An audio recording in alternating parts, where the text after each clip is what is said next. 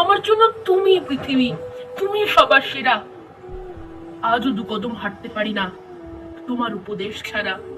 তোমার আদর্শে গড়েছি নিজেকে, আজও গড়ি দ্বিধাহীন। প্রার্থনা করি সে আদর্শে যেন বেঁচে থাকে চিরদিন। আমি সুন্দরী কেন জানো তোমা? এই কথাটির থেকে তোমার মতো দেখতে হয়েছি, এটাই বেশি ভালো লাগে। তোমার মতনই শাড়ি ভালোবাসি, 3 বেলা ভাত খাই। তোমার মতনই কাজের ফাঁকেতে আনমনে গান গাই। গ্যাস কমিয়ে মাংস কষাই, তবু তোমার মতো হয় না। কেন জানো তোমা? তোমার হাতে রান্নার সেই গন্ধটা পাওয়া যায় না। তোমার মতনই জোড়া ভুরু রাখি, এলো খোপা করে চুলে। এত কিছু করি শুধু তোমার মতো হতে চাই বলে।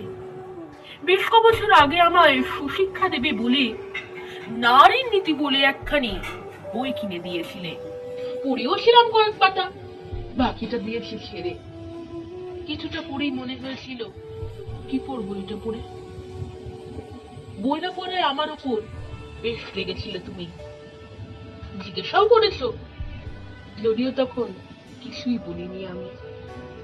কি বলবো মা, কি পড়বো আমি ওই কটা কাগজের ভাঁজে?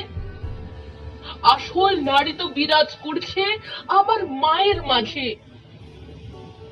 জানো তোমা, ওই বইটার প্রতিটা পাতার কথা মনে হয়েছিল তোমাকে নিয়েই, তোমাকে ভেবেই কথা। ওতে বর্ণিত প্রকৃত নারীর সমস্ত উপমাগুলো পড়ে দেখলাম তোমার সাথে একেবারে মিলে গেল। তাই দুপাতা পড়েই ফেরত দিলাম বইটা তোমার কাছে। আমার কাছে প্রকৃত নারীর জীবিত উপমা আছে, তাই মিথ্যাই করি তোমার আদলেই নিজেকে গড়ার বায়না। আমি আদতেই জানি আমার মায়ের মতো চাইলেই হওয়া যায় না। তোমার মতো অতি স্নিগ্ধতা আমার ভিতর কই? তোমার মতো এত স্নেহশীলা আমি অন্তত নই। সুমা, ওই দেখো